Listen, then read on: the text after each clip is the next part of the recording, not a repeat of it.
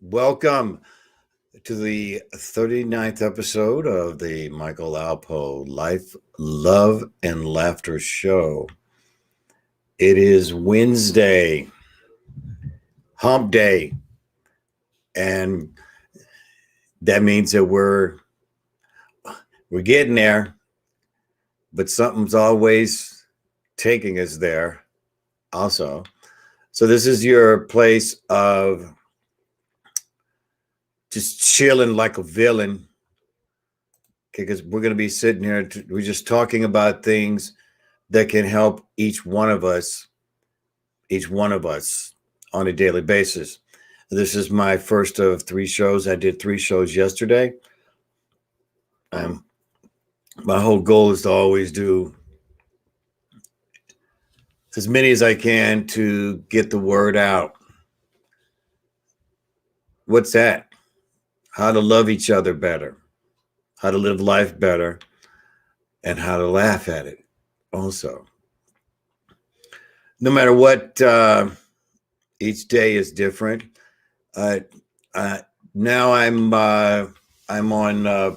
Today's really cool because I've been meaning to blast off as many places as I can. So I'm on my own show. I'm on my own page. I'm on YouTube and Twitch, and I'll be adding Spotify. But today I want to really welcome. This is now my father's face page that I put right after he passed, and I've been meaning to come to this page here, and so it was going to give me an opportunity to let you know a little bit about me, and also what's going on with, just like what's happened with my dad. And of course he's gone, and I know he's in a great place and he's having a great time. And so yeah, today's show really has a lot to do with my father, your father, your mother, on how we were all raised, and just how we were all raised different and similar.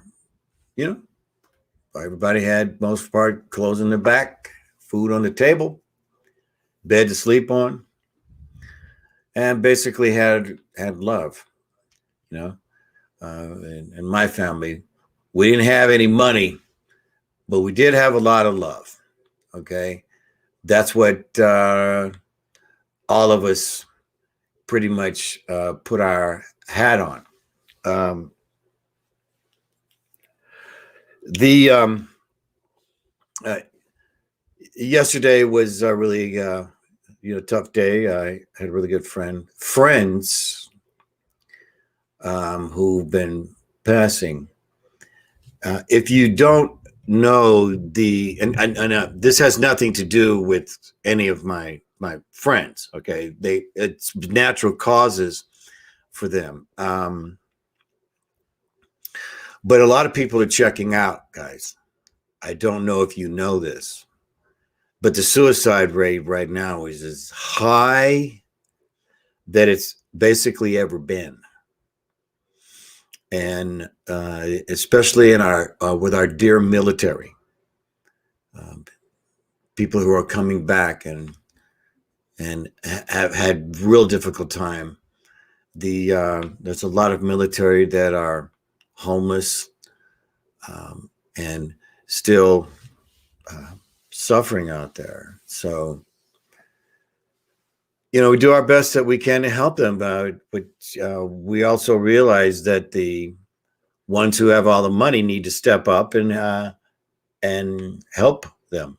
Really, I've always said, man, if you go on one of these tours, you should get 25 grand minimum when you come back to get a start. That's what I think. Each person who goes and risks their life in those kind of environments deserves to get a cash out where you can start your life again. You can go start a business. You can put a down payment on a house. You can start your life over again. Those are the ones who made it. Okay. Because the ones who had limb blown off, and believe me, I've met a lot of people who've had limbs blown off. Not just limbs, hands. It's very sad. And so this kind of, in its own way, brings my topic, bringing the past and the future into the present. Okay. Being present is not being in the past or the future. Being present allows you to live in the moment. This is where people get frustrated and depressed, is because the complex CPTSD is what most of us have some sort of suffering. And one of the biggest things with complex post-traumatic stress disorder is that it puts you in the past and you're stuck in it. And then you're stuck in the future because you think it's just going to stay the same. And so it doesn't allow you to be in the present. And if you've never lived in the present, this is the place where you're going to learn it. It's the ability to shut out your mind and put your body and mind and spirit in one place, one purpose, and that is to live in the moment so that you can enjoy life better. You can be able to look at the future in more of a neutral light, as opposed to, well, it's just going to be just like the past. Okay. So, how do we let go of the past? Well, it takes work. It takes real work. You have to let go of the past one thought at a time. See, because you're complex, it may not just have been one thing. It may have been a number of things that got you stuck. And it is passed on from your parents. It is. It's passed on. That's where it begins. So your personality is basically defined by the time you're 4 years old. You can look it up. Again, everything I have, I've researched here before I come here. But again, I'm not a doctor. I just know how to read. Okay. And basically everything that's been written is basically online. Not everything. There's a lot of things that are hid that I can't find on the internet. You would think you could. Cleaning my glasses here. So letting go of the past one thought at a time. And by the time you're 4, your personality has already been defined. So isn't that interesting? That you're 4, then the next year, you're 5, and now your parents give you over to a stranger, your teacher. And then another teacher, and another, and another, and another, and another, and another. Then you go to college, and it's another, and another, and another, and another. Each teacher, each school has their own agenda. Now, I was in the Catholic sandbox when I was growing up. So most of my relatives and all of us, we were in that. And so it was surrounded by, basically going to church. And when I went to school, you went every day.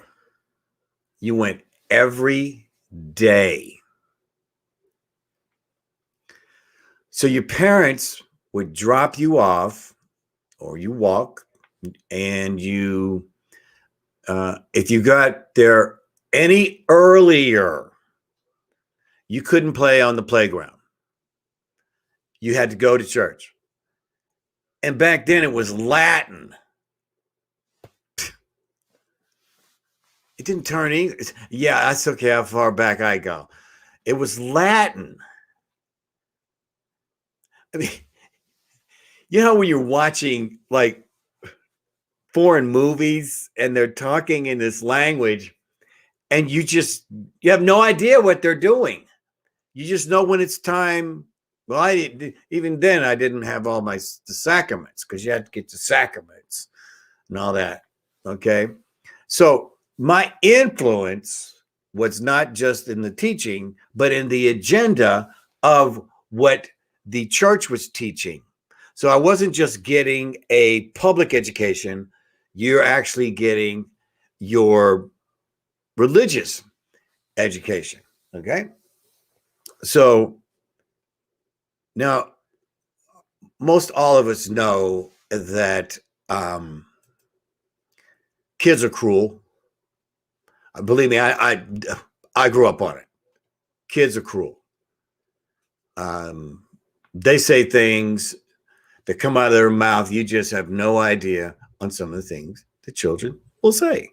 That's why, remember that show, the Art Linkletter show? He would have these children on. He would ask them questions, and the answers that they came out of were just so spontaneously what they are that it just made for really great fun and comedy. So going back to, here's one thought at a time, you see. So you grow up and you have to decide, are you going to continue on the agenda that you were raised on? Some continue on in that exact realm. Some rebel and go a different way. Okay. So, you're also understand what your finances are. You understand how the world begins to see you. You have reactions that have an effect on you even years later. You have to go back and look at those thoughts and reframe them. You know what reframe means? That you have a different perspective, and from your mind, you're going to reframe that and allow you to be free, either free of the thought or look at it as a different experience. You see, thoughts are experiences. That's what they are. They're decisions that lead to something, some type of action going to lead to that. And so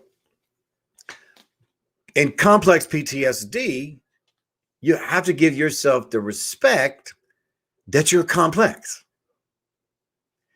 and that you've had your own personal evolution, your growth, your successes, your failures.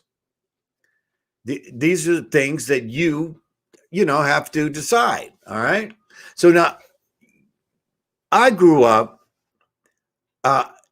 Okay, so just to let you know, okay, I'm in the hood in Kansas City. I'm on 35th and Montgomery. All right. So anybody from Kansas City, you know where 35th and Montgomery is. That's right one block of Prospect. All right. So that's kind of the hood main street is Prospect. Now I could go further over down Van Brunt and all those other places, but Prospect was kind of our main street. All right. Now I can say to you that I grew up in the late 50s, early 60s. This was before welfare. All right. Now, on my block, if you go from the corner, one corner to the next corner, you would find, unless it was elderly or somebody like that, you had families that all had two parents in the house. You could go up to the next block on 34th and Montgomery, where my cousins lived, and almost every house had two parents in them. Okay, so back then, the parents were in the house, at least when I was growing up. And so you had a lot of male figures around you. I did. So my father also had two other brothers, my Uncle Peter, my Uncle James. My Uncle Peter, he lived right next door when he first moved before they got their house down the street. So I had my uncle, my favorite uncle. I had my godmother, Aunt Susie, who lived next to me. So really, there's never been a time when they didn't know me or I didn't know them. So that it was that consistency of knowing you had people around you that loved you. And so even though we had a lot of issues, in our family, the main thing was that people worked together. Okay. And I got to spend a lot of time with my dad and my uncles, also my Uncle James. And, they was cool. First of all, there's nobody cooler than my Uncle Peter. Now, there's nobody cooler than my Uncle Peter. We used to call him Matt Helm. He looked like Dean Martin, only better looking. Okay. Now, back then, if Dean Martin, the coolest man in the world. Yeah, my uncle was that, but he wasn't famous except in the family. But so I was able to listen to the music. I grew up on music. That's one of the reasons why I really was attracted to music. And we had a piano, and I would go back there and bang on the piano trying to play the songs that my dad and brothers were listening to. And my first record, my dad bought me my first record. I was able to go in and buy a record. My first record that I ever, Daddy bought for me was Hit the Road, Jack by Ray Charles. And that was like the greatest song in the world. Da, da, da, da, da, da, da. Hit the road, Jack. That I just loved that song. That was my first 45. And then my older brother, he got this song, I think, by Bobby Wilson called I Couldn't Sleep at All Last Night. I got to thinking of you. I heard the milkman at the door. Because I was. Okay. So, the past was always, it was up and down for me. Okay. There was great things that happened and bad things that happened, And so how do I deal with that? What for me? Well, I dwell on the good. I dwell on the good. I've mentioned in shows, other shows, that, realize that going back and forgiving people, kids who hurt me, to realize they were kids too. And now we're all kids. Back then, I forgive, I forget, I move on. And so now that leaves my imagination much more room to always think about the good, which always gets me in the present. So I don't have to go back there all the time. I don't have to think, oh, you did this to me and now I'm like this. No, I don't. So going back and reframing your thoughts, okay? Reframing your thoughts. So now you're dealing with you've dealt with the past. All right, so now where are we all at? All of us. Oh God, what's going to happen in the future? COVID's going to come back. Oh my God, how am I going to get a job? Oh my God, my kids are doing this. Okay. And rightfully so. Okay. And because we're complex, making it even more complex because we're complex. And we're looking back on the past and the future. And then it's like one tidal wave coming one way and another one coming the other way. And it just completely disables you. So here is how I look at it. Controlling the future is impossible. It's impossible.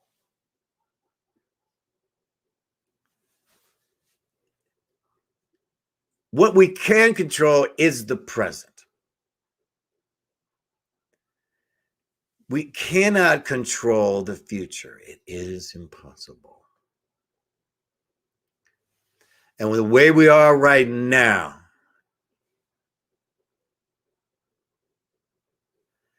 is what is next?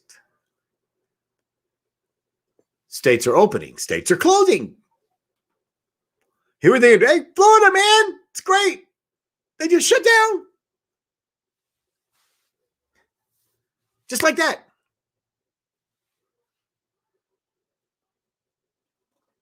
The governor gave the order. You know how many people are moving to Florida? Thinking that that's the open state. What about Texas? Arizona, AZ. That's where I live. People have been volunteering here. And even though you don't have to wear a mask here, most people do. Most people do. And nobody says one word if you're not. Nobody who's wearing a mask says, what are you doing, zombie? We know as a state, well, yes, we like to have free because now you can go back. You can go out. We always have been able to, really. It's really never closed. So, and again, even with everything, we can't control the future. We can prepare, though. We can prepare. And right now, the best preparation is getting your mind, heart, and your soul together. Everything else will follow. So, bless your soul, are you in control?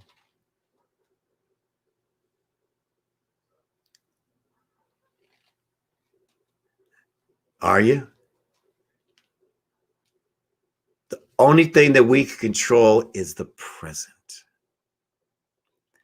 How are we going to react? How are we going to act in the react?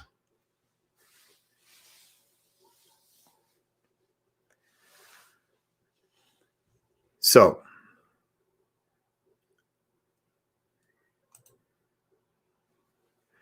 your reality of the past and the present means being in the moment, bringing the past and the future into the present. I have let go of the things that are complex, the complexity of screwing up my mind, which has caused me to be in the future of just waiting for the bomb to go off. Once you understand about controlling the past and forgiving it and reframing it, and then knowing that you're not in control of the future, allows you to be present. I always keep talking about being in neutral. Neutral allows you to pause. When you're listening to people, pause. Pause so that you can make the decision that not the past is affecting you and the future. You're able to take all of your experience and become one thought, keeping you in the present. And guess what? Your presence is the present. And it's a present to give yourself to be present.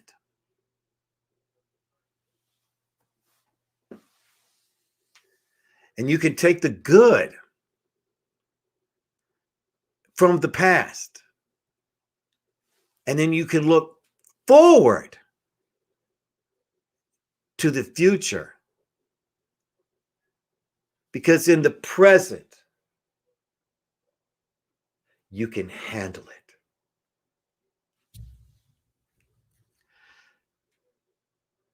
Now I'll be back a little bit later. I'm planning on doing 3 shows today. It's almost noon here.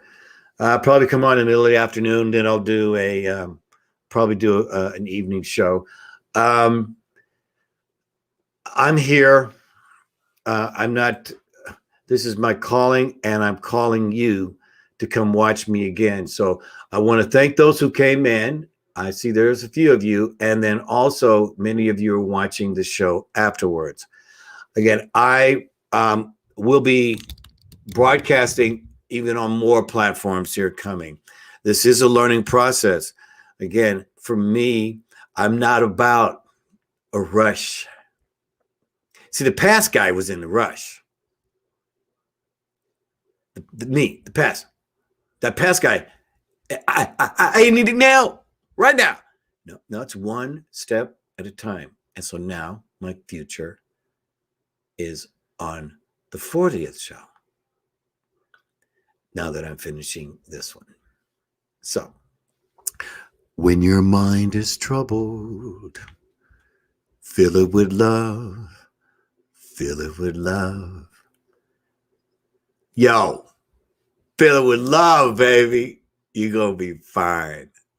I'll see you later. I think it's going to be about 3:15 Pacific.